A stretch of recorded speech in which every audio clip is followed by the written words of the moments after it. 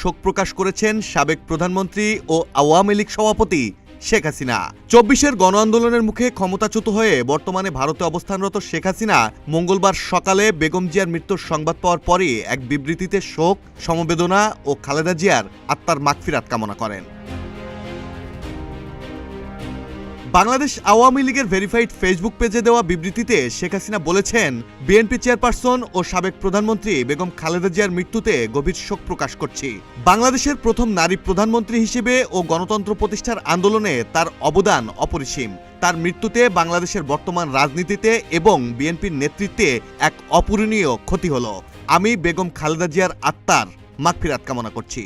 তারেক রহমান ও পরিবারের অন্যান্য শোকাহত সদস্যদের প্রতি গভীর সমবেদনা জানিয়ে হাসিনা বলেছেন, আশা করছি মহান আল্লাহ তার পরিবারের সদস্যদের এবং বিএনপির সবাইকে এই শোক কাটিয়ে উঠতে সহায়তা করবেন।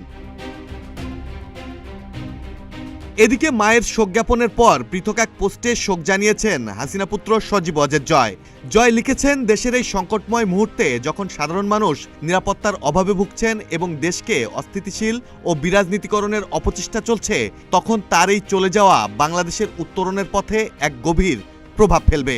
অতীতের নানা বিরাজনীতিকরণ প্রক্রিয়ার শিকার হওয়া সত্ত্বেও নিজের দীর্ঘ রাজনৈতিক জীবনে তিনি অসংখ্য সাফল্য অর্জন করেছেন এবং দেশের জন্য বিভিন্ন গুরুত্বপূর্ণ নীতি নির্ধারণ করেছেন।